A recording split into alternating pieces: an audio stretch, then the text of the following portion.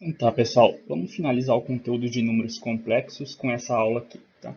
Nessa aula aqui a gente vai lidar com funções complexas, mas basicamente a gente vai ver como é que funcionam os conceitos de limite e derivada para funções complexas, tá? A gente não vai se aprofundar muito e vocês vão ver que limite e derivada de complexas não muda muito daquele que você conhece lá do cálculo 1 e do cálculo 2, tá? Então, para começar, né, vamos definir o que é uma função complexa. O conceito é o mesmo de função que você vê lá no cálculo 1 ou lá no ensino médio, tá? A gente diz que tem uma função definida num domínio D, né? Isso que a gente vai chamar de domínio. Então, a cada valor desse conjunto, ela associa um outro complexo. Tá? E aí, esse outro complexo aqui, eu vou chamar de W, ele é o valor da F em Z. Essa associação a gente denota assim. Tá? Então, essa é a função que a cada complexo Z, lá do conjunto D, né, associa um novo complexo W. Aí os conceitos aqui são o mesmo, né? Os termos técnicos, o conjunto D eu chamo de domínio da função. E aqui a gente vai ver que a gente vai lidar bastante, principalmente quando for falar de derivada, né? Que o conjunto, o domínio da onde a função parte é um aberto e conexo. Tá? Que seria, ele faz mais ou menos o papel de intervalos abertos lá no cálculo 1. Então, o valor z, né, quando ele varia no domínio, chama de variável complexa. E aí o conjunto dos complexos, que são a f de alguém, eu chamo de imagem ou conjunto imagem. Tá? Então, todos esses termos são iguais ao que você vê lá no cálculo 1. Então, por exemplo, aqui você tem uma função, né? A função complexa, que é no estilo de um polinômio. O domínio aqui é todo o complexo do plano complexo. Do plano complexo. Tá? Posso colocar qualquer z aqui, que não vai ter nenhum tipo de problema. Já aqui não. Né? Você vê que para essa daqui o domínio não é todo o complexo z. Eu tenho que excluir o i e o menos 7, porque senão zero aqui embaixo. Tá? Então tá, aí um formato útil que a gente vai estar usando aqui para lidar com essas funções, né, principalmente quando for falar de limite e até de derivada também, é expressar ela num formato que tenha bem claro qual que é a parte real e qual que é a parte imaginária da função. Tá? Então, por exemplo, se você tem lá um z, né, que é a variável, no formato x mais y, você pode escrever a função nesse formato aqui. Né? Um uxy, porque esse w ele tem uma parte real, que aqui eu vou estar chamando de u, e ele tem uma parte imaginária que eu vou estar chamando de v, que logicamente dependem do x e do y aqui da variável complexa. Tá? Então, essa função complexa ela equivale a um par de funções, né? Par de funções reais de duas variáveis, que são aquelas que você lida lá no cálculo 2. Tá? Duas variáveis e o valor resulta num número. Tá? Então, por exemplo, se você olhar para essa função aqui, vamos expressar ela nesse formato aqui. E aí vamos usar esse formato para fazer esse cálculo. Tá? Lógico, esse cálculo eu poderia fazer sem esse formato. Tá? Mas aqui vamos treinar, passar ela para esse formato de uxy mais vxy. Então, se a variável é dada assim, a função pode ser dada em termos de x e de y. Bom, é só você jogar o z com essa cara ali no meio da bagunça e fazer as contas. Né? Então, a função é z quadrado mais 3z. O z, x mais y, substituo aqui e começo a mexer. Se eu mexo, ajeito tudo aqui, vai ficar nesse formato. Então, você vê que essa função aqui é a parte real da f, né? Então, essa aqui eu vou chamar de u de xy. E essa daqui é a parte imaginária da função. Vou chamar de v de xy. Então, se você quiser calcular a f de 1 mais 3i, pode ser feita calculando u de 1, 3 mais v de 1, 3i. Tá? Por que é 1, 3? É porque o x aqui é 1 e o y aqui é 3. Né? É os que entram aqui. Aí você faz essas contas e você vê que dá isso daqui. Então, você pode pegar qualquer função complexa e tentar expressar ela nesse formato aqui. E aí você percebe que ela é equivalente a duas funções. Essas funções aqui, u e v, né? Tem duas variáveis reais. Aí vamos ver como é que funciona o limite e a continuidade. Tá? Então a definição de limite é tecnicamente a mesma que você vê lá no cálculo 1 e no 2. Tá? Aqui o ambiente é um pouquinho diferente. Tá? Mas se você pensar que complexo, o ambiente é um plano. Tá? Então aqui é o plano complexo. Então a definição por epsilon e delta. Né? A gente diz que o limite quando o z tende a 0 é L, tá? E esse L é um complexo também, tá? Quando para qualquer epsilon maior que 0, você tem um delta, tal que vale isso. Tá? Então, se você tem um zzinho lá no domínio satisfazendo isso, então a f dele satisfaz isso. Isso aqui, se você pensar em termos de bola, fica bem claro que você pensar visualmente. Né? Dizer isso daqui, né, é dizer que o z está nessa bola, centrada no z0 de raio delta, né, que é o que expressa essa desigualdade aqui, né, com esse módulo. E dizer isso aqui é dizer que a f de z cai aqui numa bola centrada em L e de raio epsilon. Tá? Então, para qualquer raio que você dá aqui em torno desse L, existe um raio aqui em torno do Z0, de forma que todo mundo que está nessa bolinha vai cair dentro dessa, quando você aplicar F. Tá? Essa seria a maneira mais visual de enxergar essa definição aqui. Para qualquer bola que você dá em torno do suposto limite, tem que existir uma bola em torno do Z0, né? De forma que quando você aplica F em qualquer ponto dessa bola, ela vai cair dentro dessa. Aqui só comentar porque que o ponto para onde você tende tem que ser um ponto de acumulação. Tá?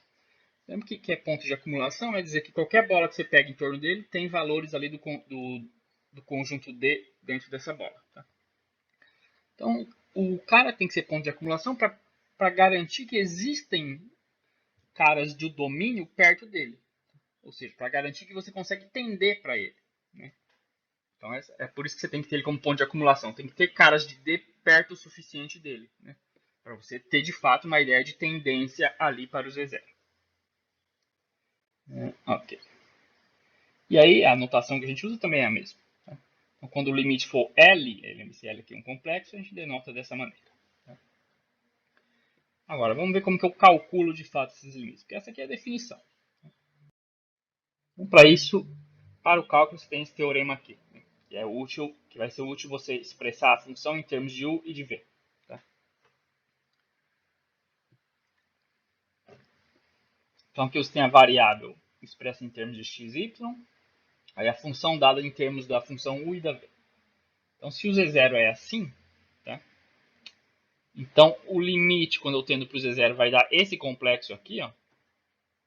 Só quando o U tender para o U0 e o V tender para V0.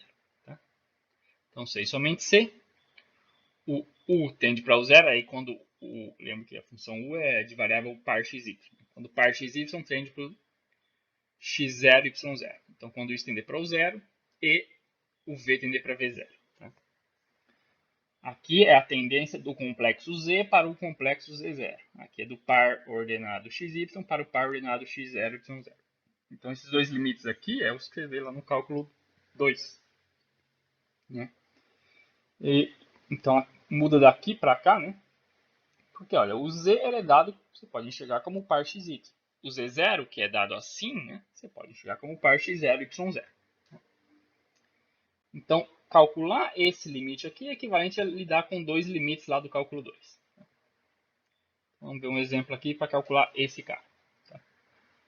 Então, vou primeiro colocar a função nesse formato aqui, né? Porque aí eu avalio os limites da U e da V para saber para onde que a função complexa vai. Então, se você deixar nesse formato, né? Aí deixa para você verificar que vai cair nesse formato. Então, se eu calculo esse limite aqui, né? Que é da parte real, né? Função 6x menos 2y, eu observo que é tendendo para o 1 menos 2, porque o complexo que você está atendendo aqui é o 1 menos 2i. Então, aqui, em termos de par ordenado, ele vira 1 menos 2. E aqui o complexo z, em termos de par ordenado, ele fica xy. E isso aqui dá 10. Não tem nenhuma indeterminação, nada do tipo aqui. E o mesmo para a parte imaginária. Né? Se você vai lidar com a parte imaginária aqui, né? Também tendendo para 1 menos 2, porque o limite aqui é 1 menos 2i. E você vê que isso dá 14. Né? Então, pelo teorema, você tem que o limite da função complexa vai dar 10, né? Que a parte real tendeu para 10 e a parte imaginária para 14. Né? Então, 10 mais 14i. Tá? Então, é relativamente bem simples. O que dá um certo trabalho é você passar a função, dependendo de como ela é, lógico, para esse formato aqui e aí depois avaliar os limites. Tá? O limite da parte real, né, que foi dado aqui, o limite da parte imaginária que está estudado aqui. Aí o conceito de continuidade também é relativamente o mesmo. Tá? A função aqui complexa e contínua, quando você tem D para um Z0, isso resultar na F de Z0. E aí, lógico, nesse caso, o Z0 ele tem que estar no domínio. Tá? Porque senão não faz nem sentido você escrever F de Z0. E, lógico, mas sempre quando a gente fala de limite, né, o cara para onde você está atendendo tem que ser um ponto de acumulação lá do domínio. Tá? Para garantir que tem valores lá do domínio perto dele. Né, que dá para você se aproximar dele quanto você quiser. Então, nesse caso aqui, isso que é ser contínuo, que é o mesmo que você vê lá no cálculo 1. Então, a função do exemplo anterior, se você quiser verificar, ela é contínua no 1 menos 2i. Você tendeu lá para o 1 menos 2i, e aí resultou lá, acho que 10 mais 14i, né? Mas isso é justamente a f desse camarada que você está atendendo. Tá? Agora, essa função aqui, ela não é contínua no 2 menos i. Tá? Porque quando você faz o limite aqui, você tem que ele resulta em 1 mais i, que é diferente da g, né? G do cara para onde você está atendendo. E aí essa igualdade aqui eu vou deixar para vocês verificar. Tá? Vou deixar que este limite aqui é igual a 1 mais i. E aí isso não é igual a g de 2 menos i. Tá? Então, por isso essa função não é contínua. Então é relativamente igual que você tem lá no cálculo 2 e no cálculo 1. Tá? A definição de continuidade. As propriedades de limite são as mesmas, tá? Sem tirar nem pôr. Então, se a f e a g têm limites quando o z vai para z0, então você pode quebrar na soma, pode fazer o produto dos limites, né? Então, o limite do produto, o limite do quociente é o quociente dos limites, e aí desde que o de baixo aqui não vá para zero, né? Senão não dá para você fazer essa quebra. Tá? Então, as propriedades iguaizinhas que você tem lá no cálculo 1 e no cálculo 2. Também a maioria dos resultados a respeito de continuidade também valem, tá? Então, soma e produto de contínuos é contínuo, o quociente é contínuo, exceto lá nos caras que vão anular o denominador. Tá? E com relação à composição, também. Tá? Se a função g é contínua no z0 e a f é contínua na g de z0, então essa composta aqui é contínua no z0. Tá? Então, composta de contínuos também é contínua. Então, vamos ver como que você lida com a derivada nessa situação. Também a definição, de certa forma, é a mesma. Então, a definição formal é essa daqui. Você tem uma função complexa definindo um domínio aberto e conexo D. Tá? E aí, por que é aberto e conexo? Para fazer quase que o mesmo papel dos intervalos abertos que você tem lá de derivada, tá? Lá no cálculo 1. Né? Porque lembra que a derivada é um conceito de limite bilateral. Tá? Então, é mais interessante que você tenha ela definida num intervalo aberto para você fazer limite bilateral. Aqui você não está lidando com intervalos. Né? O seu conjunto D, o seu domínio, é uma região do plano complexo. Mas o paralelo mais próximo entre intervalo aberto e uma região aqui que se comporte da mesma forma é um aberto e conexo.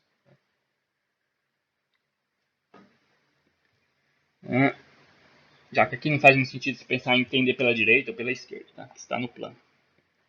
Você pega uma região aberta e conexa. Então, a derivada no z0 eu denoto dessa maneira aqui. Eu defino dessa maneira, melhor.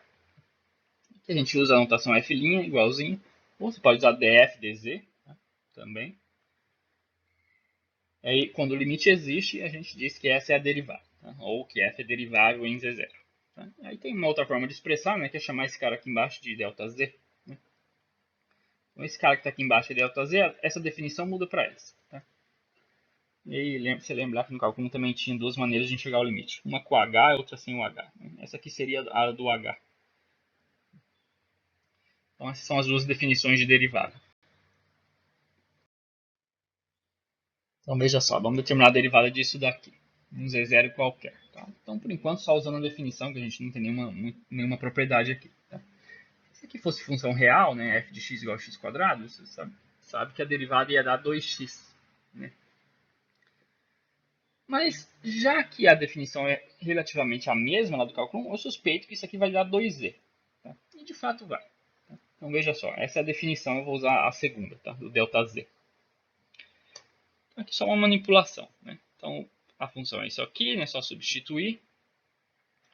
comecei a destrinchar algumas coisas aqui para cancelar e sobrou isso. Tá? E aqui, observar que também vale para complexos isso daqui. Tá? Tem Z1 mais Z2 sobre Z3, você pode quebrar aqui. Né? Então, você quebrou aqui, aí vai cancelar esse ΔZ com um desse aqui, e aí esse ΔZ com esse. Bom, se o complexo ΔZ tende para zero, ó, isso aqui vai dar 2 a 0. Não tem nem muito o que fazer aqui. Então, de fato, a derivada no Z0 é 2Z0. Né? É você baixar o 2 aqui. Depois a gente vai ver algumas regras de derivação. Tá? Então, essa função aqui ela já não é derivável em nenhum Z0. Tá? A função que leva um cara no seu conjugado. Veja só. Eu vou fazer o ΔZ como isso daqui, H mais KI, aí eu vou avaliar esse limite aqui. Né? O que acontece com ele quando o ΔZ vai para zero. Né? Então, vamos olhar para essa expressão aqui. Então, estudar a derivada é isso daqui que acontece com isto quando o ΔZ vai para zero. Então, vamos começar a destrinchar aqui para expressar esse quociente em termos de H e de K. Tá? Bom, aí a função é dada assim, né? Então, é conjugar aqui, conjugado da soma é a soma dos conjugados, e aí você vai mexendo, né? E aí ela fica assim. Tá? Bom, eu vou ter que avaliar o que acontece quando o ΔZ vai para zero, né? Que é o mesmo que avaliar o que acontece quando o H e o K vão para zero. Né? O par HK vai para o par 00. Vou expressar isso aqui em termo de onde esteja mais explícito a parte real e a parte imaginária. Então, essa daqui é a parte real e essa é a parte imaginária. Então, o que eu fiz aqui? Eu multipliquei e dividi pelo conjugado do de baixo. Tá? Vamos ficar nessa forma. Tá? Então, estudar esse limite quando o ΔZ vai para zero é estudar esse limite quando o par HK vai para o par 00. Bom, aí eu vejo o que acontece com a parte real e com a parte imaginária. Então, ver o que acontece quando o ΔZ vai para zero, né? Aqui é o zero complexo, né? 0 mais 0i. Porque o ΔZ é um complexo. Significa que o par HK vai para o 0, 0. Agora, se você faz assim, né? Você lembra lá que do cálculo 2 você tem várias formas de tender. Então, se você atender para o 0, 0 pela reta K igual a H, né? O limite aqui vai resultar em menos i. Aqui vai zerar e aqui vai dar 1. Certo? Então, esse limite resulta em menos i. Agora, se você tender pela reta K igual a 0, aqui zera, né, na parte imaginária, e aqui vai para 1. Então, você tem diferença ali nos limites, né, nesse limite que define a derivada. Então, ela não pode ser derivável no Z0. Tá? Então, essa função aqui, que leva um fulano no seu conjugado, não é derivável em ninguém. Ninguém lá do domínio. Né? No caso, o domínio disso aqui é o plano complexo inteiro. Então, as regras de derivação também não mudam. Então, você tem multiplicar por uma constante, você pode tirar a constante da derivada. Se tem a derivada da soma, é a soma das derivadas. A do produto, você tem a regrinha do produto, tá? Deriva a primeira, multiplica pela segunda, mas a primeira vezes a derivada da segunda. A do quociente também é a mesma regra que você vê lá no cálculo 1. No cálculo 1 tá? Aí algumas imediatas aqui, né? Você tem também como lá no cálculo 1. Se a função é constante, uma constante complexa agora, né? Então a derivada é nula. Se ela for desse tipo aqui, né? Então você tem a regra do tombo também, como você vê lá no cálculo 1. Né? Tombo n e tira 1. Também vale a regra da cadeia. Tá? Então, se a g é derivável em g0 e a f é derivável em g de z0, a composta é derivável no z0. E a derivação é dada assim. Né? A derivada da f bola g no z0 é deriva de fora, aplica na de dentro, vezes a derivada da de dentro. Agora, todos aqui são complexos. Né? Também vale a relação entre continuidade e diferenciabilidade, né? Esse derivável. Então, se ela é derivável, ela é contínua, assim como lá no cálculo 1, mas a volta, né, a recíproca, não é verdadeira. Também não vale nos complexos. Né? Você sabe já lá do cálculo 1 que também não valia.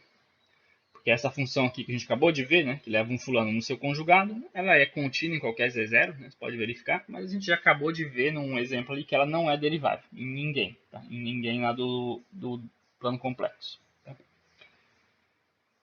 Ok. Agora vamos definir o que é uma função analítica. A função analítica é uma função que é derivada. Tá? A gente disse que uma função analítica num certo domínio, né? E aí sempre que a gente fala de derivada, a gente vai estar lidando com um domínio aberto e conexo. Sempre que ela é analítica, a gente diz que ela é analítica se ela for derivável em todo ponto lá do domínio. Tá? Então, quando ela é analítica numa vizinhança de um ponto Z0, ou seja, num conjuntinho que contém o Z0 ali, por menor que seja, se ela for derivável em todo ponto ali, desse conjuntinho que contém o Z0, eu digo que ela é analítica em Z0. Tá? Lembrar que uma vizinhança é um conjunto que tem o Z0 como ponto interior. Tá? Lembra que quer ser ponto interior? Você tem uma bolinha em torno do Z0 que fica toda dentro do conjunto. Tá? Isso quer ser ponto interior de um certo conjunto. Bolinha aberta. Tá? Então, ser analítica é ter derivada. Tá? Ser analítica num certo conjunto é ter derivada nesse certo conjunto. Em todos os caras ali do conjunto.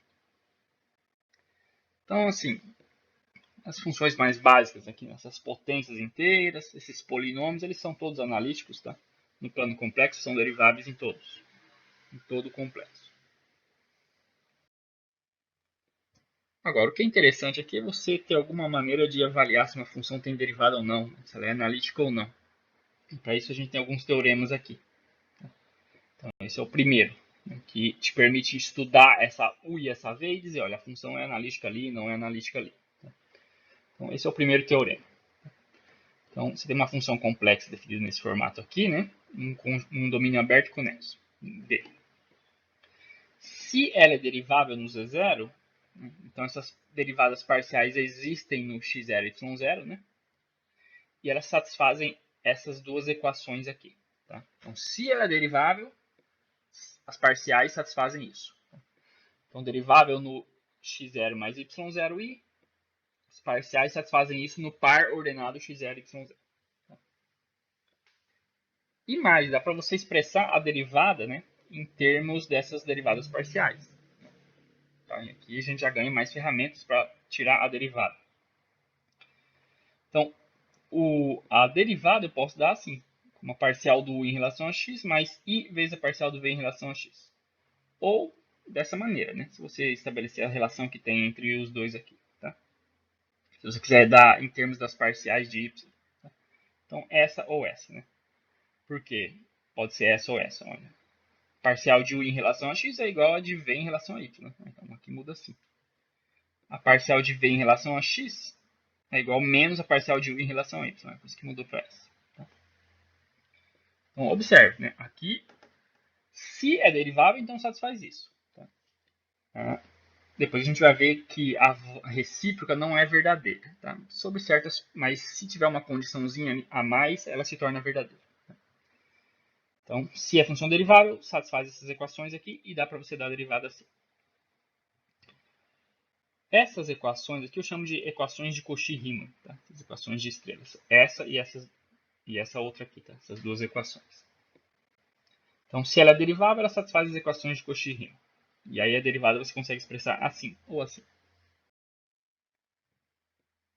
Vamos lidar com essa função aqui e usar o teorema nela. Tá? Então, de novo, a gente viu que a função é dada assim, né? Bom, se ela leva um z no conjugado, ela leva um x mais yi no x menos yi. Esse é o conjugado.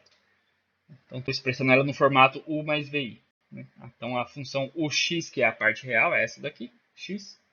E a vxy, né, é a menos y. Então, para um z0 aqui qualquer, o que você tem?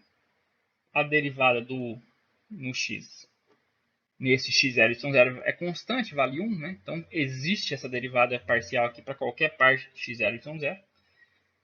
E existe essa derivada parcial aqui para qualquer parte de x0 e y0. O problema é que elas não são iguais. Né? Então isso aqui já falhou a primeira equação de Cauchy-Riemann. Tá?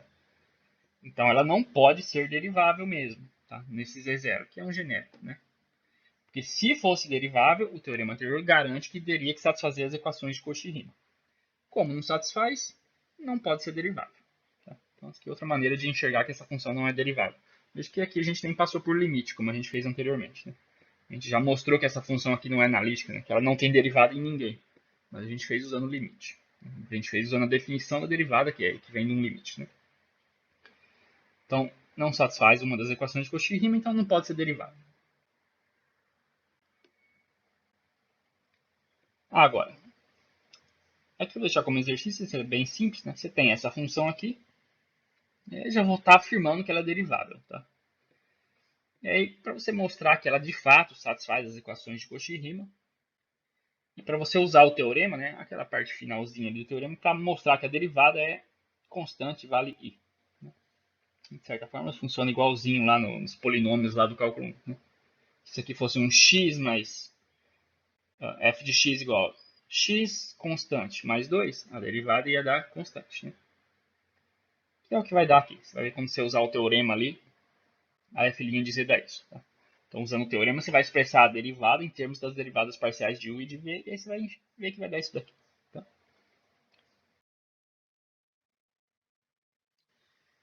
Agora, só satisfazer as equações não garante que ela é derivada, né? Como eu comentei, precisa de uma coisinha a mais. Tá? Um exemplo é essa função aqui. Tá? Que leva um complexo z nisso daqui, neste número. Então, essa aqui ela já está praticamente dada em termos de uxy e vxy. Esse aqui é o uxy mais 0i. Então, a função u, a função da parte real é essa, e a função da parte imaginária é essa. Bom, as equações de Cauchy-Riemann são satisfeitas aqui no Z0, que no caso aqui eu vou estar avaliando a derivada no zero, né? No complexo 0 mais 0i. Né? Então, avaliar a derivada no complexo 0 mais 0i é estudar as parciais no par ordenado 0, 0. Né? Então, essa derivada parcial ela é dada assim. Tá? É a definição de derivada parcial que você vê lá no cálculo 2. Tá? Porque como aqui tem um módulo, é muito chato de lidar fazendo continha. Você tem que lidar pela definição. Essa aqui é a definição de derivada parcial lá do cálculo 2. Você faz essa conta aqui, você vê que vai dar zero. Né? Porque u de 0, 0 é 0. Esse u aqui também vai dar zero por causa da segunda coordenada. Né? Vai ser o y igual a zero, vai zerar tudo. Olha, isso é igual a parcial do v em relação a y. Né? Porque a parcial do v aqui vai dar zero sempre. Tanto em relação a x quanto em relação a y. Porque a v é uma constante. E o mesmo aqui. Né? Se você derivar u em relação a y, né? Tem que fazer pela definição, né? De derivada parcial. Então, é essa daqui. Isso aqui também dá zero, né? O de 0, 0 dá zero. E aqui também. Se a primeira coordenada aqui é zero, vai zerar aqui no x. E a função, e esse pedacinho aqui vai zerar. Então, fica 0 menos 0 sobre h. Então, esse limite tem que zerar. Olha, isso é igual a menos a parcial de v em relação a x. Então, as equações de Cauchy-Riemann estão satisfeitas. O problema é que esta função não é derivável no complexo zero, né? No 0 mais 0i. Por quê? Vamos avaliar pela definição de derivada. Né? Então você tem que avaliar o que acontece com essa expressão quando o ΔZ vai para zero. E aqui eu já trabalhei nela para deixar ela no formato que tem explícito a parte real e a parte imaginária. Tá? Porque eu quero avaliar o que acontece com a parte real e com a parte imaginária quando o ΔZ tender para zero, que é equivalente ao par HK tender para o par 0, 0. Né? Então, o que acontece com isso daqui, com a parte real, quando o par HK tende para 0, 0? O que acontece com a parte imaginária quando o par HK tende para 0, 0? Né? Que é o que acontece quando o ΔZ vai para o complexo 0. Bom, aqui também você não tem unicidade no limite. Né? Quando você vai pela reta k igual a h, o limite resulta nisso daqui. Aqui vai dar meio e aqui vai dar meio. Né? Então, meio menos meio i. Se você vai pela reta k igual a zero, o limite resulta em zero aqui e zero aqui. Tá? Você faz k igual a zero, vai zerar os dois. Então você não tem derivada no zero. Né? O zero que eu digo aqui é 0 mais 0i. Tá? Então, de fato, a função satisfaz as equações de Cauchy-Riemann, mas não é derivada. Tá? Aqui no 0, 0. No 0 mais 0i. Agora, para a recíproca ser verdade, as derivadas parciais, além de existirem e satisfazerem as equações de Cauchy-Riemann, elas têm que ser contínuas. Tá? Então, se elas existirem, satisfazerem as equações de Cauchy-Riemann e forem contínuas, então dá para dizer que a função é derivada. Então, para você ter a recíproca do teorema 1, você precisa que as parciais sejam, além de tudo aquilo lá, contínuas. Então, você tem aqui a função complexa dada nesse formato, definida num domínio aberto conexo D. Então, se as parciais são contínuas no par x0 e satisfazem as condições de Cauchy-Riemann, então a f é derivável no z0 que vem do x0 mais y0i. Tá? Então veja que sempre a gente está fazendo esse vai e vem entre o par x0 y0 e o complexo x0 mais y0z. Porque essencialmente eles são a mesma coisa. Né? Só que quando você vai estudar a função complexa f, usando a u e a v, você tem que usar pares ordenados, né? Porque a u e a v são de pares ordenados. Agora, quando você vai estudar ela usando o número complexo, aí você estuda nesse formato aqui. Então, a recíproca do teorema 1 é válida se as parciais forem contínuas. Lá no camarada que você está avaliando se tem derivada ou não. Então, por exemplo, esse aqui, né? O f de z vai no e de z. Ela é analítica no complexo. Né? Para verificar, né? A gente vai ver que é. E aí determinar a derivada. E a derivada aqui você vai ver que vai sair igual lá no cálculo 1. Então vamos deixar ela no formato assim, né? Do uxy mais vxy. Então, se você lembrar a definição da exponencial, ela é essa. E aí vou distribuir esse e aqui para ficar no formato mais explícito de quem que é a parte real, né? Essa função u. E quem que é a parte imaginária, essa função v. Então aqui você tem isso. Ok, então você tem a u e a v dadas assim. Aí você faz as parciais, né? Parcial de u em relação a x é assim, em relação a y é assim, a do v é assim e a do v em relação a y é assim. Né? Aí você observa que elas satisfazem as equações de Cauchy-Riemann. Né? O que são as equações de Cauchy-Riemann? Esse tem que ser igual a esse, e de fato acontece, em qualquer parte de y. Né? E esse tem que ser igual a menos esse, que de fato acontece também. Então elas satisfazem a equação de as equações de Cauchy-Riemann para qualquer par. E, além disso, elas são todas contínuas. Tá? Quando você tende para qualquer par aqui, vai dar o próprio cara, né? O E do par. Se for pensar assim. Se eu tender aqui para o 1, 2, vai dar aplicar o 1, 2 aqui. Se eu tender para o 1, 2 aqui, vai dar o mesmo que aplicar o 1, 2 aqui. Então, de fato, essas parciais aqui são contínuas. Tá? Em qualquer parzinho. Então, todas elas são contínuas em qualquer par xy e satisfazem as equações de Cauchy-Riemann. Então, ela é derivável em qualquer z que é x mais y. Ou seja, ela é analítica no plano complexo. Tá? Ela é derivável em todo mundo, então ela é analítica. Agora, como que eu expresso a derivada? E aí você pode usar o teorema 1. Né? Se ela é derivável, né, em qualquer parzinho, o teorema 1 diz que a derivada é dada assim. Assim ou no outro formato, tá? Usando as parciais em relação a y. Então, a derivada de u em relação a x é dada aqui, e aí do y aqui. Do y, né? Do v em relação a x. Aí você ajeitando isso daqui, né? Por exemplo, colocando o e de x em evidência, você vê que fica assim. Ora, esse formato aqui é justamente e de z. Então a derivada da e de z é a própria e de z. Então funciona também como lá no cálculo. Tá? Ok. Aí um exercício, considerar esta função aqui. Né? Bom, o item é para você escrever lá nesse formato e mostrar que tem as parciais contínuas em qualquer par xy. E aí no B, será que eu posso afirmar que ela é derivável em qualquer complexo?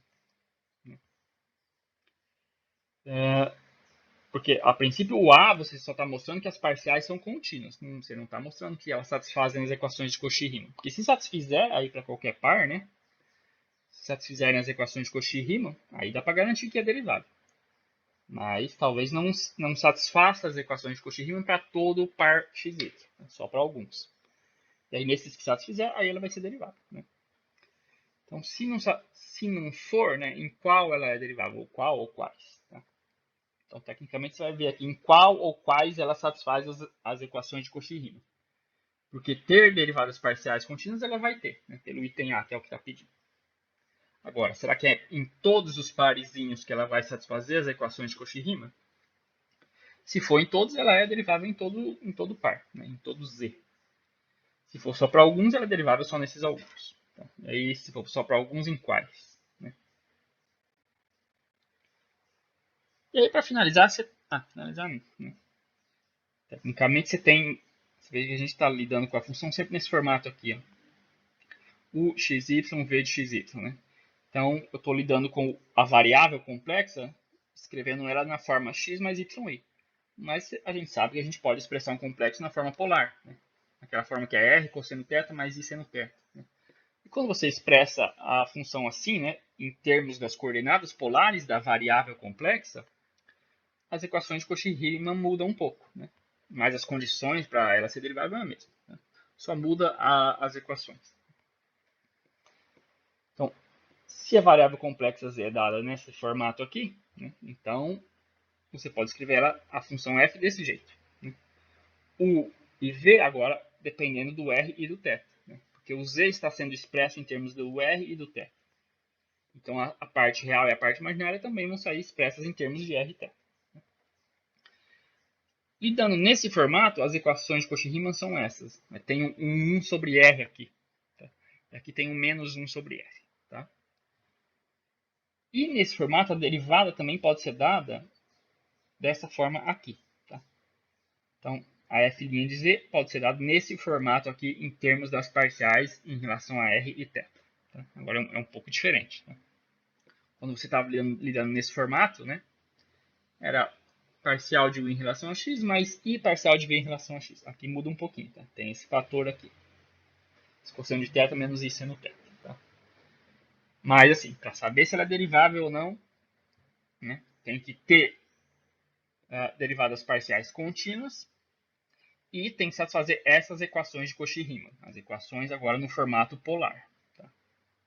Então, se satisfizer nas equações de Cauchy-Riemann e parciais contínuas, aí ela é derivável. Só que aí agora a derivada você dá assim, né? Quando você estiver lidando com ela nesse formato polar.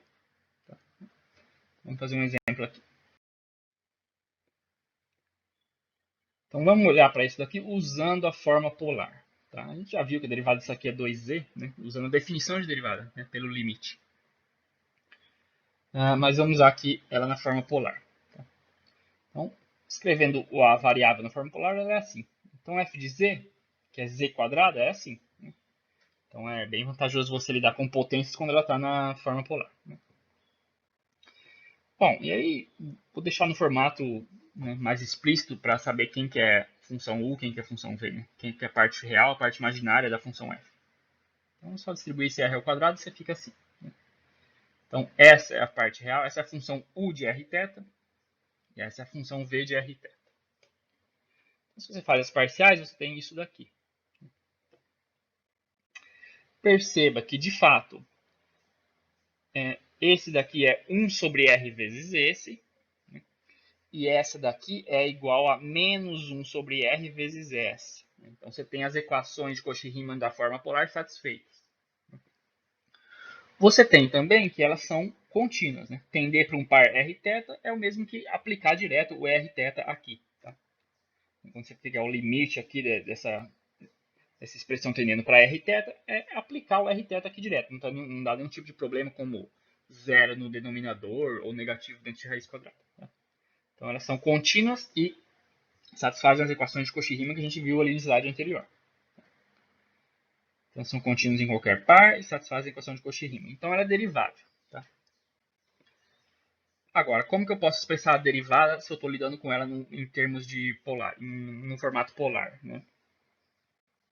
A derivada em z, que é nesse z polar aqui, é assim, né? Como a gente viu no slide anterior. Tem esse formato e esse camarada. Você substituir as parciais aqui, né, de u em relação a r, de v em relação a r, você tem isso. Né? Pô, mas isso aqui está com cara de que vai dar 2z? Na verdade vai. Tá? A gente sabe que a derivada disso aqui tem que ser 2z. Né? De fato vai dar, porque observe. Esse primeiro parênteses, na verdade, ele é o e de menos i θ. Né? Se você lembrar a definição da exponencial de complexo. Esse segundo parêntese, se você tirar o 2r em evidência, fica isso aqui. 2r i de 2θ. Agora, Então você tem isso vezes isso. Né? Sabe que para exponencial complexa também você pode conservar a base e somar os expoentes. Né? Então isso fica assim. Né? Então 2R é igual a e de θ. Olha, isso aqui é 2E. Né? Porque R e de θ, na verdade é Z. Né? R e de θ é isso aqui. Né? Porque este parênteses aqui é e de θ. Né? Então isso aqui de fato deu 2E. A derivada de Z, derivada da F, né? Dá 2E. No caso, Z quadrado. Tá? Então só você ter bem claro aqui o que é o e de θ, o e de 2θ, e aí vai. Tá? Ter bem claro a definição da exponencial de complexo. Né? Então, e de θ, na verdade, é esse parênteses aqui. Então, se você tem 2R e esse parênteses, tem 2E.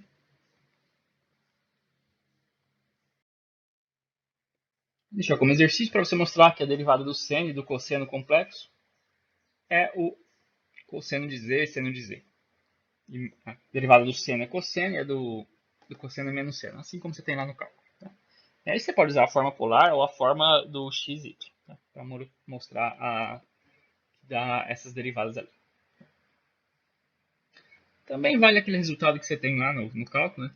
E se a derivada é zero lá no cálculo 1, né? Se a derivada é zero no intervalo, a função é constante no intervalo. E aqui também. Né? Se a derivada é zero num domínio complexo aqui, num certo domínio aberto e conexo, então ela é constante. Né? Ela vale sempre o mesmo C, naquele domínio. E aqui para finalizar, só um comentário rápido. Tá? Não sei se vocês já fizeram EDI ou não. Acho que sim, mas pelo que eu vi lá, não é pré-requisito para essa disciplina, né? Acho que é só cálculo 2 que é pré-requisito. Então, vai ter algumas coisas de equação diferencial aqui, mas eu vou tentar não aprofundar tanto, porque, tecnicamente, pela ementa lá, não é pré-requisito. Tá? Equações diferenciais não é pré-requisito para a MAP. Mas acredito que alguns ali já viram, se não me engano. Que ela vem antes. Então, quando a função é analítica, aquelas funções U e V lá da função complexa, né?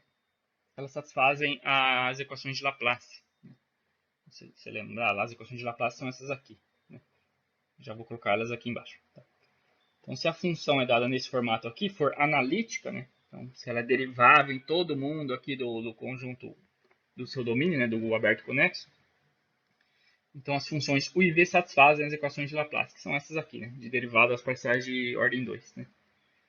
Então, essa daqui dá zero e essa daqui também dá zero. Né? Essas são as duas. Essa aqui é uma equação de Laplace. Né? Essa aqui é a equação de Laplace para a função U. E essa aqui é a equação de Laplace para a função V. Tá? Então, no caso de função analítica, elas satisfazem essas equações aqui. Tá? E é basicamente nisso que a gente vai tocar. Tá? Então, a gente vai lidar bem pouco aqui com funções complexas. Tá? Então, para aprofundar mais, você teria que fazer um curso ali do cálculo 4, mas acho que só tem na engenharia elétrica, que seria um curso de cálculo complexo. Tá? Ele é só variáveis complexas do começo ao fim. Tá? E aqui no nosso curso é só para dar uma ideia de como é que são essas funções complexas, né? Como é que funciona a derivada, como é que funciona o limite, não sem aprofundar tanto. Tá? Então essa aula a gente fecha por aqui e aí a gente finaliza a parte de complexos aqui. Tá? Então a gente começa a ver séries e transformadas de Fourier nas próximas aulas.